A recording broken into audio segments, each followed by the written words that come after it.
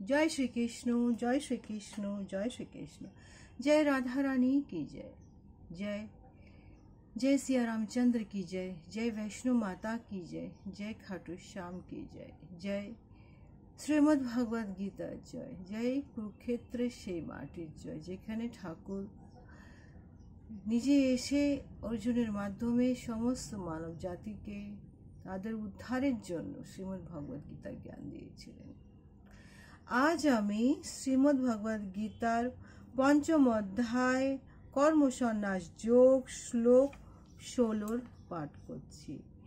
জ্ঞানেহিন্তু তদদ অজ্ঞানহম येषां नाशितम् आत्मनः तेषाम् आदित्यवतः ज्ञानां प्रकाशयति तदात् परम। অনুবাদ।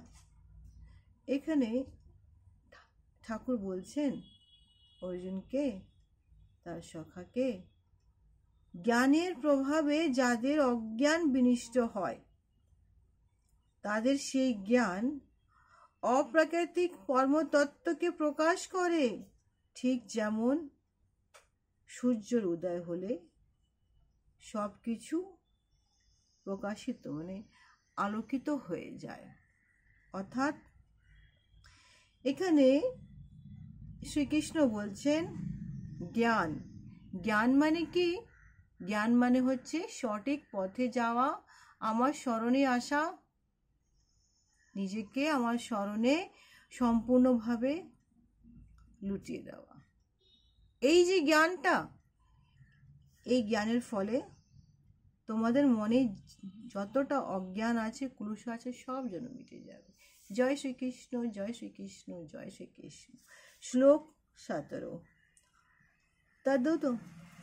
তদ্ভু তদহয়ঃ তদমাত্মানঃ তনিষ্ঠঃ तद परायणः गच्छन्ति अनुरः वृत्तिं ज्ञानः निर्धूतः क्लमशः।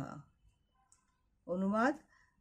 যার বুদ্ধি ভগবানের প্রতি উন্মুখ হয়েছে, উন্মুখ মানে একদম ভগবানের চরণে সে নিজেকে সমর্পণ করে দিয়েছে, মন ভগবানের চিন্তায় একাগ্র হয়েছে, নিষ্ঠা ভগবানের দৃঢ় হয়েছে এবং যিনি ভগবানকে তার একমাত্র আশ্রয় বলে গ্রহণ করেছেন, জ্ঞানের দ্বারা তার সমস্ত ক্লুশ সম্পূর্ণভাবে নষ্ট হয়েছে এবং তিনি জন্মের মৃত্যুর বন্ধন থেকে মুক্ত হয়েছে। তাৎপর্য হচ্ছে এখানে ভগবান শ্রীকৃষ্ণ বলছেন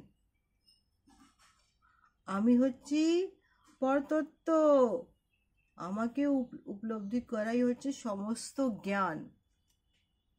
অর্থাৎ যখন তুমি নিজেকে আমার চরণে সমর্পণ করে দেবে,